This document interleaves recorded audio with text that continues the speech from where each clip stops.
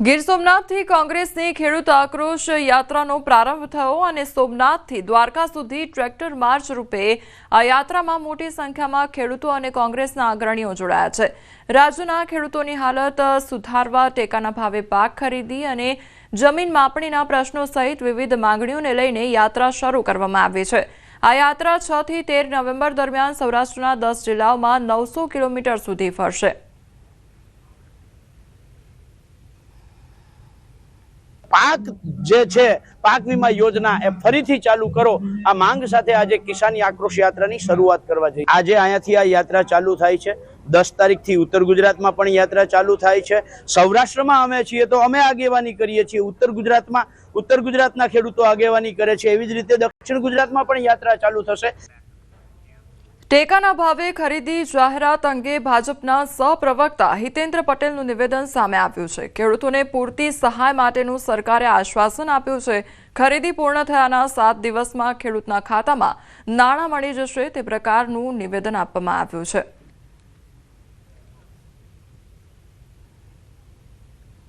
ખરીદી પૂરી થાય એટલે 7 દિવસમાં ખાતામાં સીધા પૈસા મળી જાય એવું પણ સરકારે આયોજન કર્યું છે।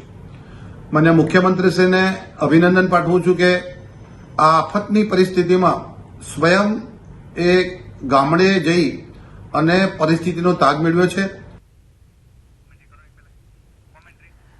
તો જે પ્રમાણે ખેડૂતોને નુકસાન વેઠવાનો વારો આવ્યો છે તેને લઈને હવે તેમને સહાય ચૂકવવામાં આવશે તે પ્રકારનું નિવેદન આપવામાં આવ્યું છે। તો કમોસમી વરસાદ ખાબકવાને કારણે ખેડૂતોને પારાવાર નુકસાની વેઠવાનો વારો આવ્યો છે, જેના કારણે ખેડૂતોમાં એક તરફ આક્રોશ જોવા મળી રહ્યો છે તો બીજી તરફ ભાજપના સહપ્રવક્તા દ્વારા નિવેદન આપવામાં આવ્યું છે કે તે લોકોને યોગ્ય સહાય મળશે।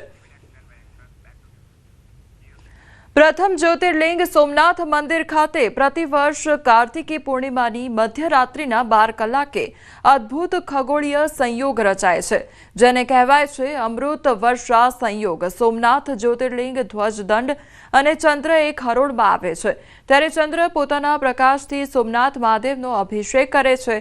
આ સંયોગના દર્શન કરવા દેશ વિદેશના શ્રદ્ધાળુ પ્રતિવર્ષ સોમનાથ ખાતે પહોંચે છે।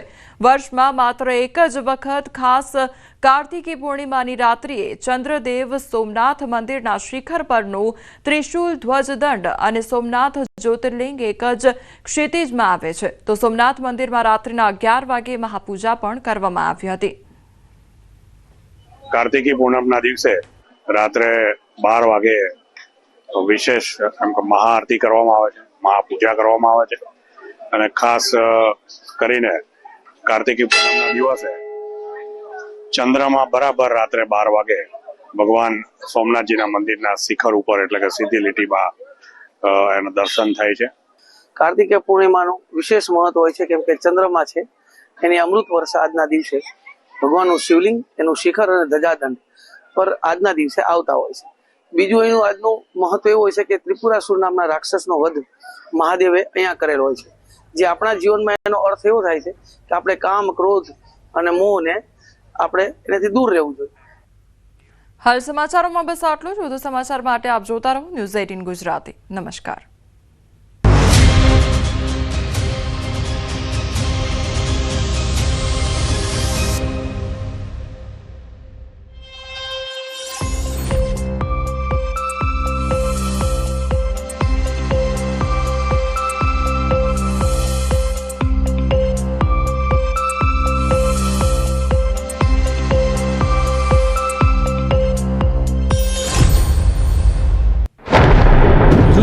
તારાજી સર્જીને ગયું તેનો ઘાવ પણ રૂજાયો નથી। હજુ ખેતરો પાણીથી લથબથ છે, ત્યારે ખેડૂતો ફરી માવઠા માટે તૈયાર થઈ જજો। નવેમ્બરના મધ્યથી વાવાઝોડું અને માવઠું ખેડૂતોને બરબાદ કરવા આવે તેવી આગાહી કરી છે હવામાન નિષ્ણાંત અંબાલાલ પટેલે। 16 થી 18 નવેમ્બરમાં એક ચક્રવાત સર્જાશે। 20 નવેમ્બર સુધી ચક્રવાતની અસર રહેશે, જેથી 24 નવેમ્બર સુધી ફરી કમોસમી વરસાદ પડી શકે છે।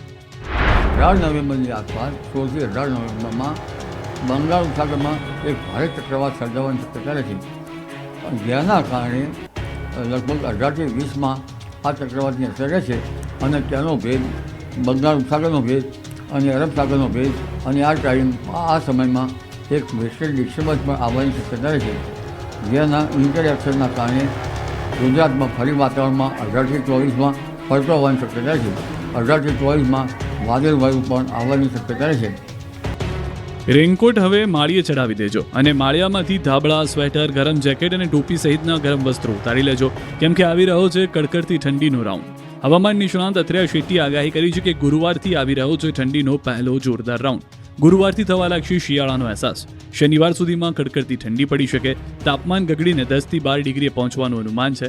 કેટલાક વિસ્તારમાં 14થી 16 ડિગ્રી પહોંચી શકે છે તાપમાન. હવે સવારે થશે ફૂલ ગુલાબી ઠંડીનો અનુભવ. મહત્તમ તાપમાન ઘટીને 26થી 28 ડિગ્રી થવાની સંભાવના છે. અમદાવાદ, વડોદરામાં 14થી 16 ડિગ્રી ઠંડી પડી શકે. રાજકોટમાં પણ 14થી 16 ડિગ્રી અનુભવાઈ શકે. ઉત્તર ગુજરાતમાં 10થી 12 ડિગ્રી સુધી ઠંડી ગગડી શકે છે. વેસ્ટર્ન ડિસ્ટર્બન્સના કારણે આવશે ઠંડીનું રાઉન્ડ. સૂકા પવન ધ્રુજાવી દેશે. મગફળી સહિતના ખેડૂતો માટે રાહતના સમાચાર. અંતે સરકારે ટેકાના ભાવે મગફળી ખરીદવાની નવી તારીખ જાહેર કરી છે. કમોસમી વરસાદની અણધારી આફતના લીધે રાજ્યના અનેક ખેડૂતોને ઊભા પાકને નુકસાન થયું, જેથી ટેકાના ભાવે મગફળી ખરીદી શરૂ થઈ ન હતી. હવે રાજ્યના ખેડૂતોએ પકવેલ મગફળી, સોયાબીન, મગ અને અડદની ટેકાના ભાવે ખરીદી કરાશે. આ ખરીદી 9મી નવેમ્બરથી શરૂ કરવામાં આવશે. ગુજરાતમાં 9.32 લાખથી વધુની ખેડૂતોએ મગફળીના વેચાણ માટે રજીસ્ટ્રેશન કરાવ્યું છે. સરકાર દ્વારા મગફળીનો મણનો ટેકાનો ભાવ 1400 રૂપિયા જાહેર કરાયો છે. આ અંગે કૃષિ મંત્રી જીતુ વાઘાણીએ જાહેરાત કરી કે ખેડૂત દીઠ 125 મણ મગફળીની ખરીદી.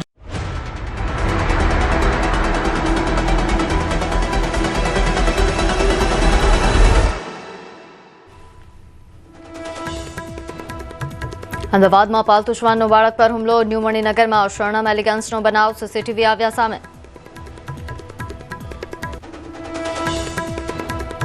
સુરતમાં નકલી કોસ્મેટિક બોટલનું વેચાણ ઝડપાયું. પોલીસે 15 લાખથી વધુનો મુદ્દામાલ કર્યો જપ્ત.